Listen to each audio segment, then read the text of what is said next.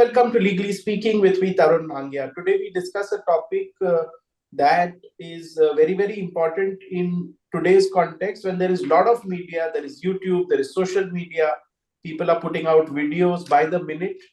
That what is obscenity and what are the limits to free speech, and should content on OTT, YouTube, and other formats be regulated? Is it even possible? All of that and more. But I think the specialists are the panelists who will speak because they read law and they do cases on this subject. Let me welcome Justice Chella Kodandram, sir, has served as the judge of Andhra Pradesh and Telangana High Court and also practices as a senior advocate at the Supreme Court. Good to see you. And looking forward to some interesting insights. I have with me Advocate Ruchi Agnihotri, who will speak on the topic. I have Advocate Aditya Ajgaonkar, who joins us from the city of Mumbai. And he's dealt with a few cases like this, so he will speak on it. To start with, Aditya, could you explain what's been happening, the role of media, and the limits to free speech? So, Tarun, thanks for having me on today. Good evening to my esteemed co-panelists. It's interesting because, Article 19 of the Constitution of India, which gives us the right to free speech, which is actually the right of freedom, it's a whole bouquet of rights, includes the right to free speech. And it is very interesting because Article 19, the backdrop is that it gives these rights to citizens. And it gives you, Article 19(1)(a) specifically gives you the freedom of speech and expression, but also qualifies that with a non-obstantive clause, which also says that there will be certain things that are exceptions. And interestingly, security of the state, friendly relations with foreign states, public order, decency, morality, contempt of court, defamation, and incitement to offense are some of the relevant exceptions. And apparently, if you actually have been following for the last few years the jurisprudence, with a lot of issues coming up with respect to OTT content, comedy shows, not just live performances, but all over, where one of the arguments is that the job of a comic is to push the boundaries of the regular narrative. The question of contempt to court, defamation, incitement, and specifically decency or morality, these backdrops become extremely important because we have seen not only as a recent phenomenon, but over the years that these boundaries have been pushed.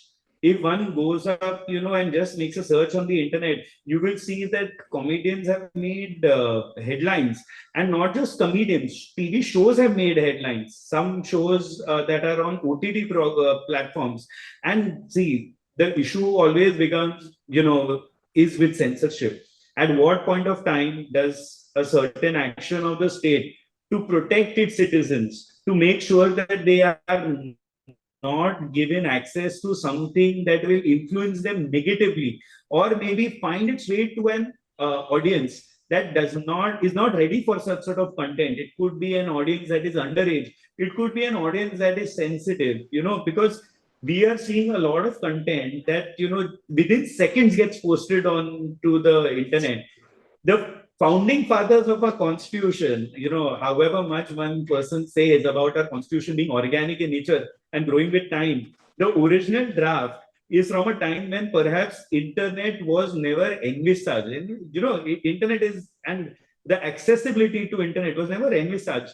So, these are very important challenges that come up. So the right to free speech is there. It is a qualified right.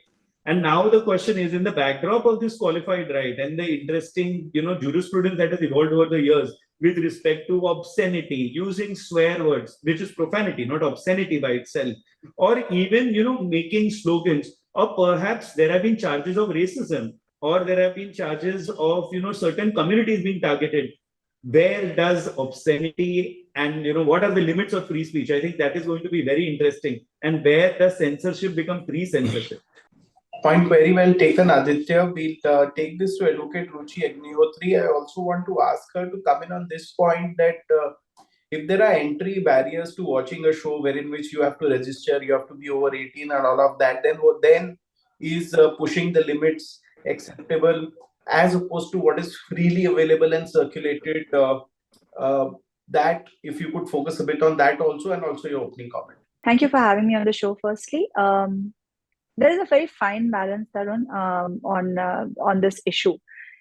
The freedom of speech and expression is very sacrosanct. It's a fundamental right granted to us by our constitution. Yet, as Aditya very rightly pointed out, there are certain reasonable restrictions that the constitution itself has envisaged. And of course, that was in the First Amendment, but now there are those reasonable restrictions. And over a period of time, there is a whole lot of jurisprudence that has evolved on that. There are certain terms that are thrown about, bandied about: public order, decency, morality, obscenity. The problem with these terms, Tarun, is they are extremely nebulous and ambiguous. What I may understand as obscenity, you may understand as very normal.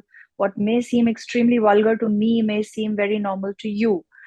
So the question that really gets opened up in this, current situation that has been thrown in front of us as a nation is, should we have regulation?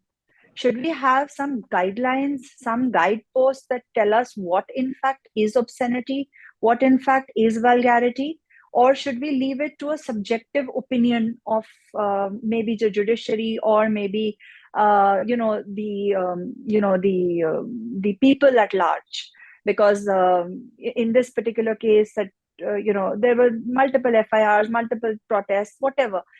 We don't know, because we don't have a guideline. We don't know what should be construed as obscenity, what should not be construed as obscenity. So the question really is, the broader debate, according to me, is, post-COVID, OTT, online content that is streamed, content that is paid for, subscribed, not subscribed, free content available on the internet, is a big industry now. It is a huge big industry, and you have a whole generation that is only subscribing to that. The regular DTH content is not being consumed by the younger generation at all. And in the post-COVID scenario, even movies are finding it difficult to do well in theaters, because most movies are even releasing on OTT platforms, etc.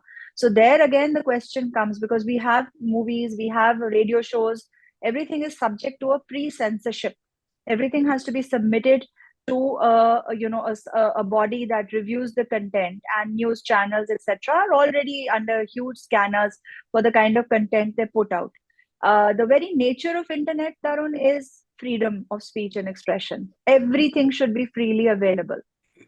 So according to me, there are a number of questions that are opened up. Should we have regulation in the form of what the broadcasting bill is envisaging? Or should we allow self-regulation, which is what a lot of content providers and intermediaries are already following? For example, YouTube also has community guidelines of its own, as do all the other intermediaries. Or the larger question also is, even though, in this particular question, there was a paywall, there is international content that is available, which would be construed as far more obscene, so to speak, that is probably freely available. Should that be regulated? I believe in Australia, there is now a law that children are not allowed to be, accessing social media, etc.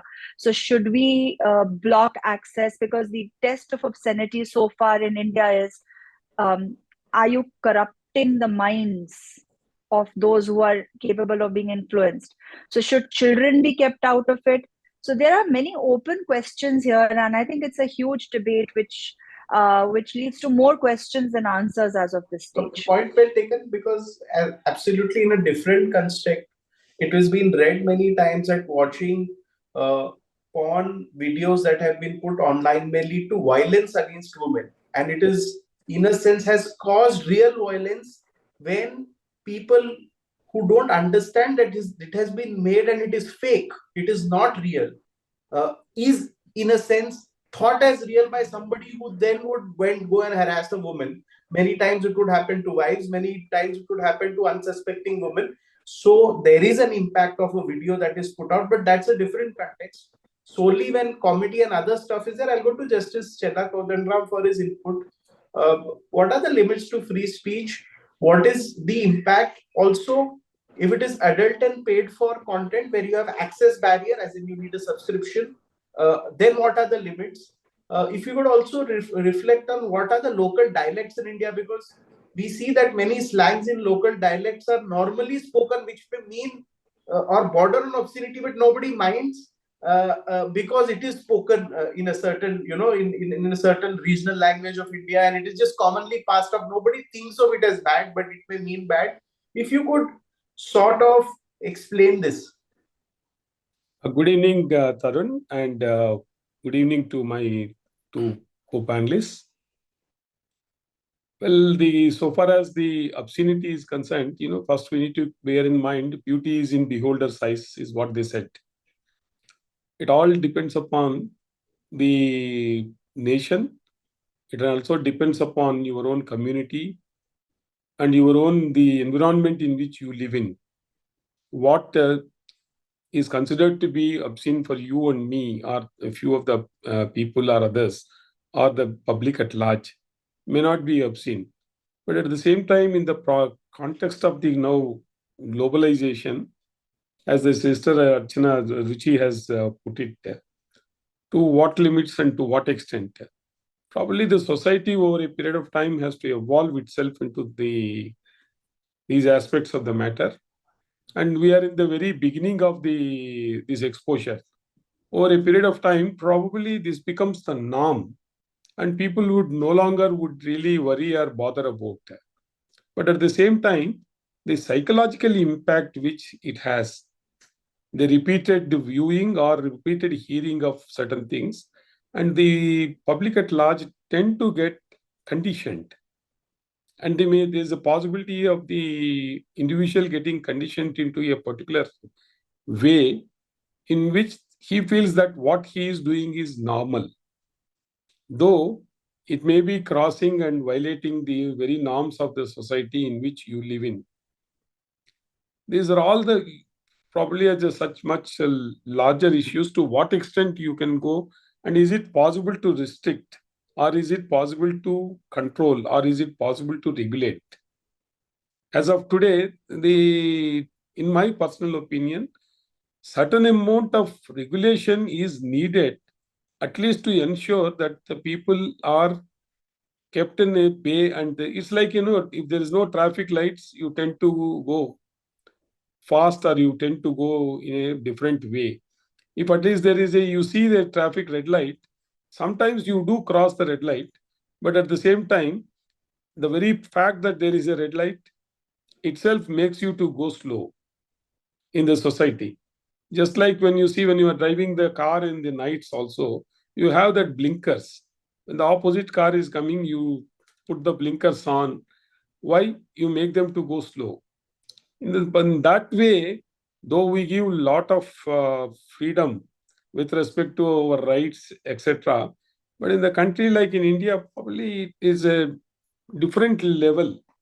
People are more looking towards their other fundamental rights than with respect to the freedom of expression and the restrictions which are being placed on them, which really may not, in the larger public of the kind of nation in which we are in, and the number of the souls which are struggling for their livelihood. Does it really matter is another question which probably you need to ask. Point very well taken. So I'll take this to Advocate Aditya Ajgaonkar. Aditya, two things. A joke in, say, Mumbai, from where you live, and say in some village in some area of India, may not be taken in the same manner, given how diverse the population in India is. But some local dialect slang, which may be even worse, may not be taken well in Mumbai and taken very well in that, because we have slang language in rural India, which has gross or, those kind of slang, which say in Mumbai may not pass the muster. So that's how diverse India is. How do you look at it in this sense? Secondly, what are the limits in case there is accessible content which is paid for, accessible content which has a buy-in? A buy-in is in, I'll have to register to buy in, and then I know what is going to be spoken of. Do you think these should have two different standards? Um, or sometimes there's a term used as a nanny state where the state will decide what is spoken. And is it possible, when as Rushi said that you have got global content now in YouTube, you can watch content from 300, 250 countries plus. So could you reflect on all of this? Tarun, you seem to have summed up the issue perfectly. And very honestly, I think we can all be ad item on this, that is the question that is probably plaguing the legislature and the rule-making bodies even today. It's a very pertinent question. The question as to local dialects and the cultural shifts in such a diverse society, I think that is also two-pronged. We just presume that certain aspects that, once you translate from one language to the other, given the cultural background, it may not be obscene at all. In fact, it may be regular conversation, even within the family. I'm not necessarily saying it is true, but I'm sure in all our cultures, it doesn't matter whether you're from the north, south, east, west, there are certain conversations that happen at home that when translated will have a complete different flavor. So that aspect will always come in. And the regulators will always fight with that, especially because I was just thinking when you brought it up, what happens, because when there is a joke that is passed on some person sitting abroad, which is transmitted all across YouTube, which is transmitted at Instagram and all other social media sites, right? And is consumed by people in India. Then what, right? That becomes issue because it's very easy for someone to presume, because I think the standards of obscenity change, from time to time. But just as Justice Chelakontana Ram was saying, Sir was saying, it was perfect on the spot. We have another problem. We have a cultural shift going on in our demography. And I want to bring this out. And I think that my co-panelists may also find this very interesting. We are now the most populous country in the world with one of the youngest populations today. Okay. Now, the problem is the target audience for social media is none of the panelists here. With all due respect, I'd say all of us are at least about 35. At least not me. If I can be honest, right? And we are not the target audience for most of this. The target audience which the e-commerce social media targets is the younger people in college, perhaps late school, or maybe people who are just coming into disposable income, because they are not being necessarily having to click on advertising where data is being monetized, not product itself, right? And the problem is that the councils and the judges are very well above our age group. Well, our age group having in mind. So what is going to happen is, and I think this becomes a massive problem of demography, because when you're aiming at someone in their 20s, content, but the judge is someone who's usually in our country, a high court judge is at least above 45, normally. There is a massive difference. My chamber colleagues keep banding around terms Gen Z, Gen Alpha. I am lost. All I understand is generation, right? But the most interesting aspect gets, look at it, flip it out, right?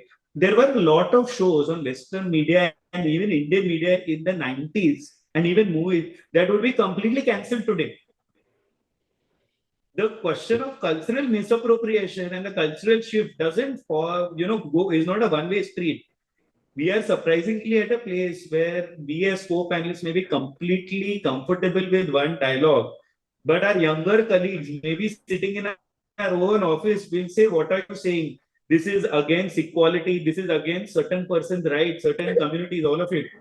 On the other hand, there'll be something that we find obscene today, which may be completely acceptable there, And what Ruchi also said, the biggest challenge, Tarun, now I have a few friends in the media houses, etc., and they say that the biggest challenge is now holding on to the demographic that you're talking about. And I'm sorry, I don't know whether I have gone a bit ahead of what you briefed me, but the demography has an extremely short attention span. So if you're not grabbing the attention span right there and then, the shock and awe of it, you have lost that demographic forever. And it's a numbers game. So, I'm sure a lot of the people, who are right now in their 40s, 50s, 60s, they're a lot more patient. Do you remember, Tarun, when we were growing up, we had Doordarshan. Cartoons used to come Sunday morning sometime, and great shows like Epics used to come just before and after that.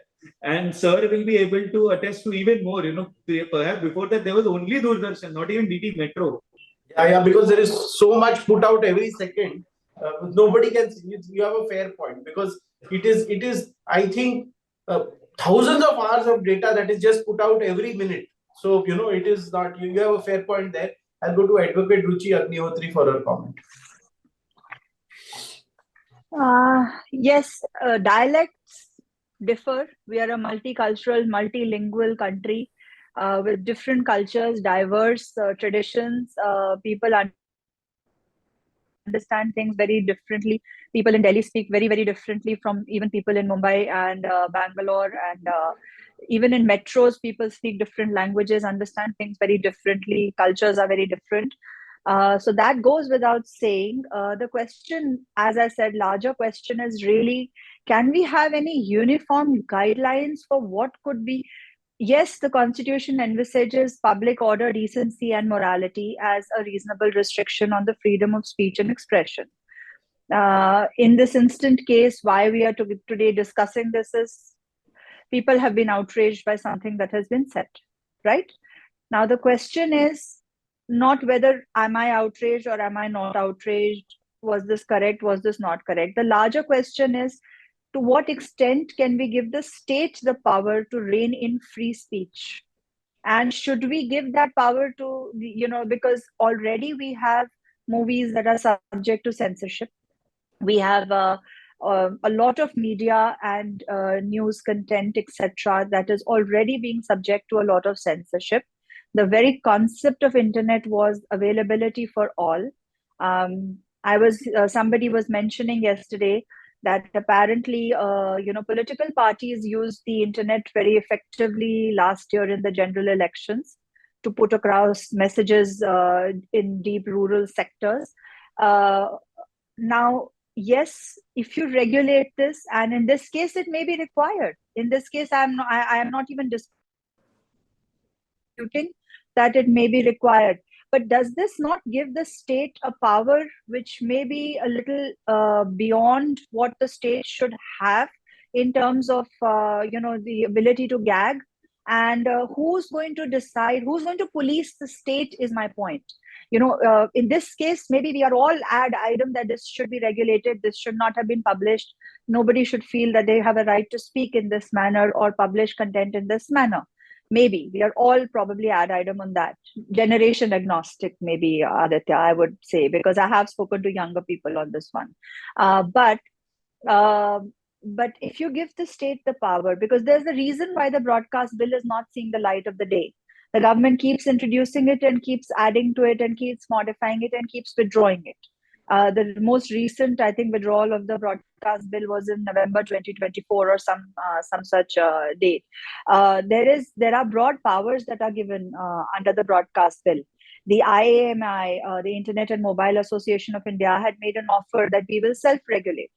And in fact, they had introduced censorship, and if you notice, most of the internet content, OTT content that you consume will have things like 18 plus written or something or the other written.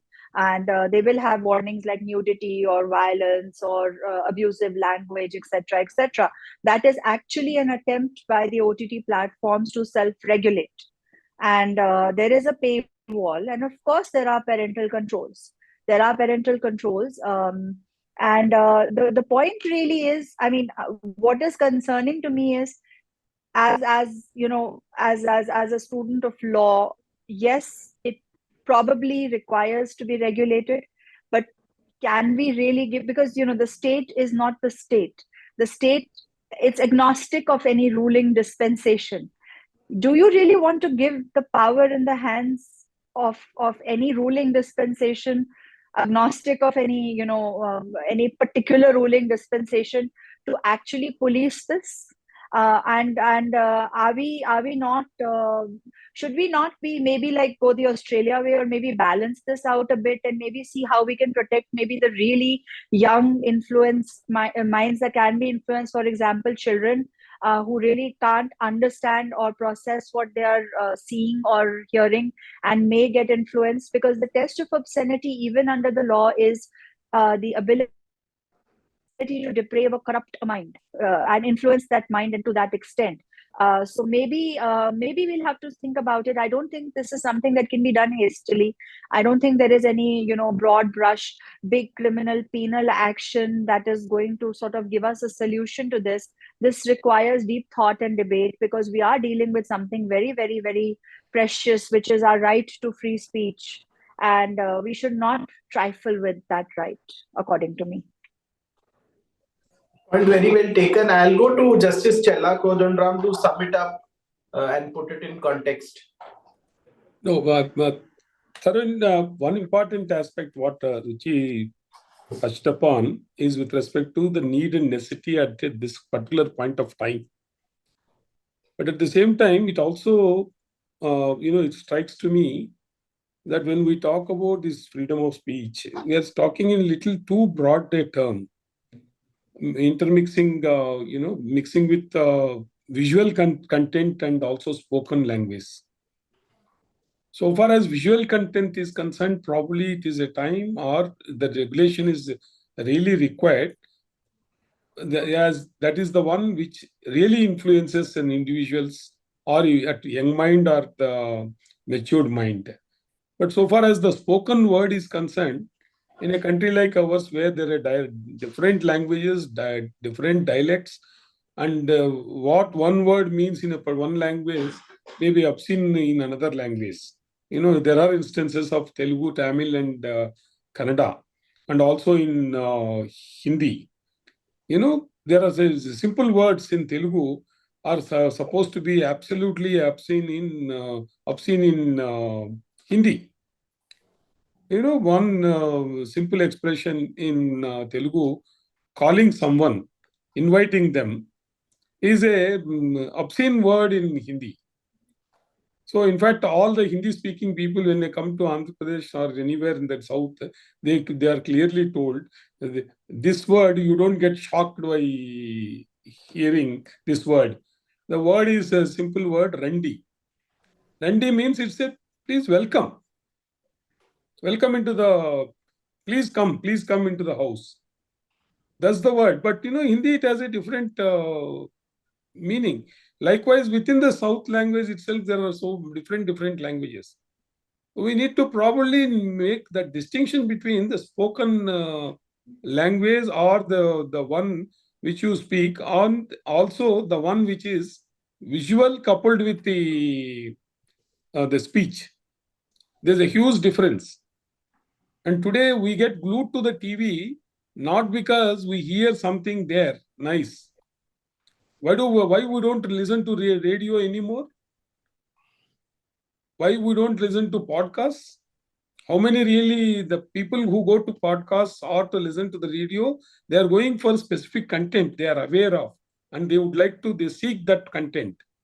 When it comes to the visual, the YouTube or whatever way you are looking into the shorts or YouTube or this thing, it just happens casually and you get hooked and you go after one episode after other, one episode or after other.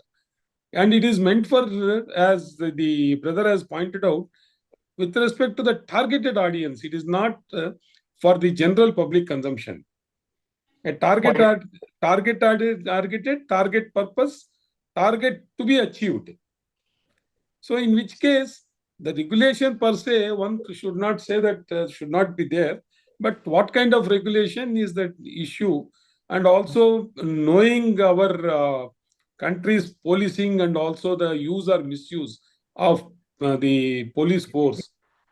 Probably I agree with Ruchi at this point of time. Maybe we are not mature enough society to go for regulation at this point of time. Point well taken. 30 seconds, Aditya, you want to come in before we end? Yes, thank you so much.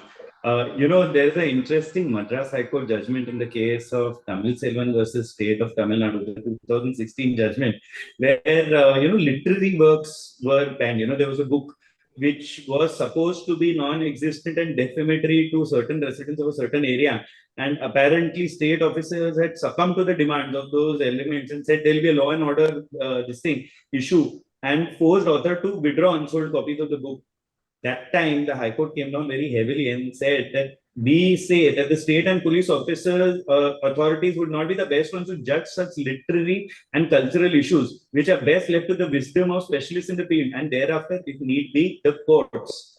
This is a very telling thing because honestly, there was no concept of slapstick comedy or so much, in the past. There was only one broadcaster that was state-owned, and slowly it came out. But we do not consider even today live shows and comics to be necessarily, cultural events. Though we have had a lot of headliners from abroad also come in recently, to perform in our country. And I think our constitution is an organic one, so we will deal with this, as Sir said and as Ruchi said, we will end up dealing with this. And I think as acceptance goes up, we will deal with something, these issues better. Because you'll be surprised, Tarun, the courts have always supported free speech and artistic expression in our country. Surprisingly, always. Not that I'm surprised at the courts, but even when vulgar language has been used, the intent matters. And that is what the court has always had. And I think in criminal law, that is extremely important. Point very well taken. Today's was a good discussion, but this is not the end. We'll have a couple of more discussions on this topic as and when things develop, when there are prosecutions happening, then of course acquittals happen, observations are made by the courts. Of course, there is this whole talk about regulation, but as was pointed out today on the show, if there is thousands of hours of content being put out, every hour, can you actually do that? Is it even possible? Do we have the wherewithal? All of this and more in detail in the coming shows, but I would like to thank Justice Chella Kodandaram, Advocate Ruchi Agnihotri, Advocate Aditya Ajgaonkar for finding time and joining on this episode of Legally Speaking. Thank you so much. Thank you so much. Thank you.